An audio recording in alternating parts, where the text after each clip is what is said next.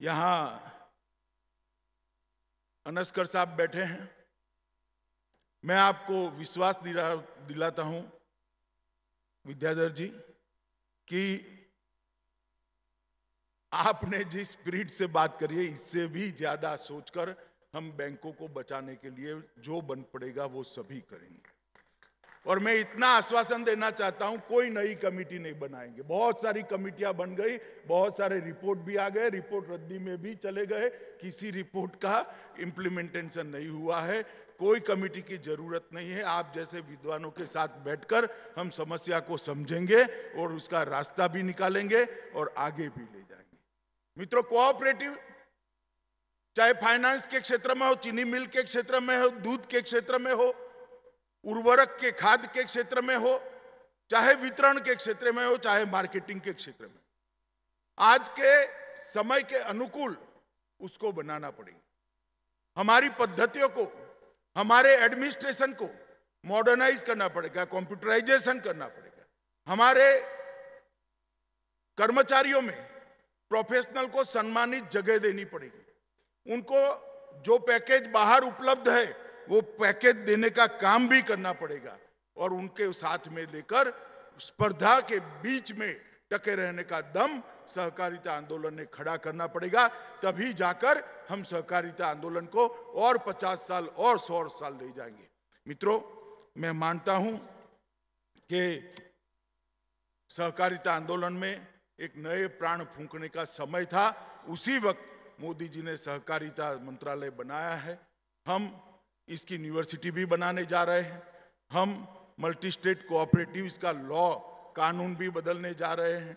हम देश के सारे पैक्स का कंप्यूटराइजेशन भी करना चाहते हैं। हम और क्षेत्र जो सहकारिता से आज नहीं जुड़े हैं इसको किस तरीके से जोड़ा जाए ऐसा भी इसके लिए स्टडी करने के लिए भी एक कमिटी सचिवों की काम अभी कर रही है।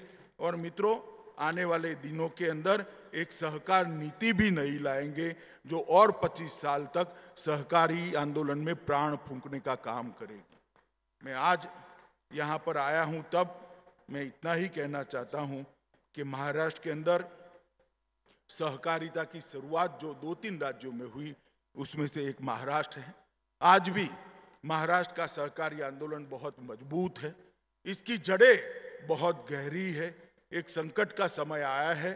केंद्र सरकार और राज्य सरकार दोनों ने मिलकर महाराष्ट्र के सहकारिता आंदोलन को आगे बढ़ाने की जरूरत है और मुझे पूरा भरोसा है कि हम इस संकट के समय में से बाहर निकलेंगे। और आज ऐसी जगह पे बात कर रहे हैं, पद्मश्री विठलराव विखे पाटिल का मूल स्थान जहां पर पहली शुगर मिल बनी थी, कोऑपरेटिव शुगर मिल बनी थी, उस पुण्य स्मृति के स्थान पर हम बात कर रहे हैं।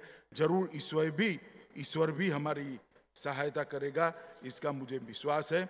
आज मैं राधा कृष्ण विखे पाटिल जी का बहुत बहुत धन्यवाद करना चाहता हूं कि ये परिषद को उन्होंने बुलाया, आपसे मिलने का मुझे मौका दिया और इस स्थान को, पवित्र स्थान पर इस सहकारी सम्मेलन कर उन्होंने एक प्राण फूंकने का महाराष्ट्र के सहकारिता आंदोलन में काम किया है।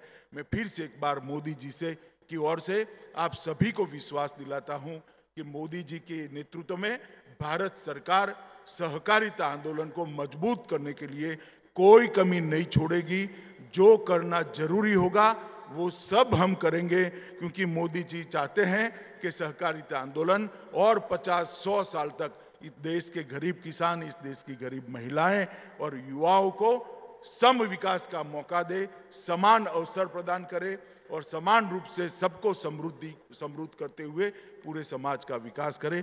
फिर से एक बार विखे पाटिल जी, गाडगिल जी और वेंकुट भाई की त्रिपुटी के कामों को, उनकी प्रेरणामयी वाणी को और उनके स्थापित किए हुए मॉरल सिद्धांतों को प्रणाम कर मेरी वाणी को विराम देता हूं।